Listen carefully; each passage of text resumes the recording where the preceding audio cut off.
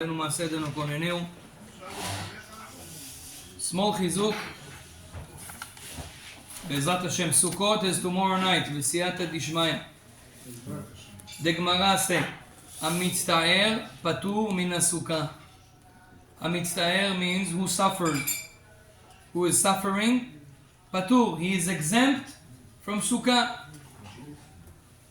Pshat advarim, according to Pshat, someone that he feels in the Sukkah uncomfortable, not just a little bit. For example, it's really raining. Mitztaer, he is suffering. He doesn't need to sit in the Sukkah. Snowing, doesn't need to sit in the Sukkah. It's freezing cold. You can't sit in the Sukkah. Lechatchila, you should make everything to put something on you, maybe to bring a heater to the Sukkah, sometimes it helps. But let's say you don't have all this, you didn't prepare yourself, and it's too freezing. Be'emet, patur min Sukkah. Regarding eating bread in the first day, you should do eating bread. But if you're really suffering in the Sukkot, you patur, you're exempt. One of the Admurim, he has a very interesting interpretation on this pasuk.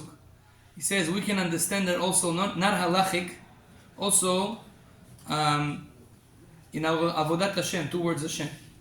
He says a mitztaer. Mitztaer means someone that has a lot of problems in life. He is mitztaer. He has isurim. He has problems. He has different things that he suffers from. It can be health problems. Can be with kids. It's uncomfortable. He's mitztaer, he has a lot of problems in life. A mitztaer, patur, you want to be exempt from all the isurim, from all the problems? Mina Sukkah. This is only if you're careful in mitzvot Sukkah. A person that's doing mitzvot Sukkah kmo shetzarich, like it should be, is careful to sit in the Sukkah, to eat bread in the Sukkah, to build the Sukkah. This is making exempt from isurim, from suffering. That's why Chachamim tells, especially people that have problems, health problems, they need to do mitzvot Sukkah more careful. As Bezrat Hashem, this is a big chizuk to us, Am Yisrael, especially in this time, that we are all mitztaharim. Everybody has a lot of problems. Baruch Hashem. Okay? The nation has problems, and each individual has, I'm sure, one in parnasa, one in yeladim and kids, one in other things, in health, chas v'shalom. That's why Sukkot, this is the mamash Yeshua. You can get a redemption from your isurim, from mitzvot Sukkah. Mitzvot Sukkah is very important. It says, Ve'ayita ach sameach. You should be only happy in Sukkot. That's the mitzvah that the Torah says clearly, ach sameach in Sukkot dafka. More than other holidays, we have to be happy in Sukkot. Every minute, every second, you're smiling in Sukkot, you make a mitzvah from the Torah. Every minute that you are overcoming anger on Sukkot, you're doing a mitzvah. That's why Chachamim tell us, a person should be very careful to not do any machloket, any arguments on Sukkot. With nobody. Not with the friends, not with, of course, people in the house, not with the wife, chas v'shalom. To try to get away from merivot.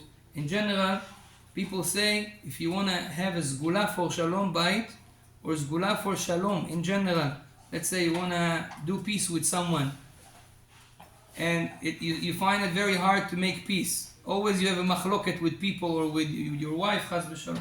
What can you do? Chamim say, learn Masechet Sukkah. It's a sgula for shalom bait. It's a sgula to have peace. Masechet Sukkah. Yeah, start to learn it, and you see that Bezrat Hashem things are getting along better in the family and everywhere. This Masechet also is a very short Masechet. That's why it's very easy to learn Masechet Sukkot. Rabbi Chaim Palaji says, if a person all days of Sukkot won't get angry at all, he just will be happy and not angry at all, he says the whole year he won't have problems in Shalom Bayit. He won't have problems in peace with other people.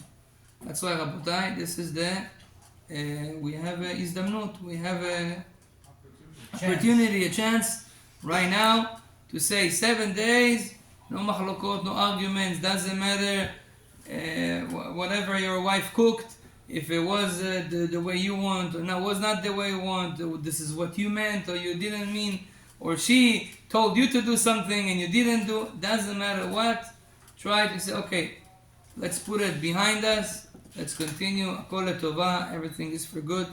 This is the main thing we should do on Sukkot. Sukkah, it's a mitzvah for men and women. Men is obligated. Women, not obligated, but they have reward for sitting in the Sukkah. That's why if your wife can sit in the Sukkah, it's good for her. She get every minute also a mitzvah. But she doesn't have to. Sometimes there's no enough space. You invite a lot of people, and there's no enough space. Also men, also women. It's okay that the women will sit inside.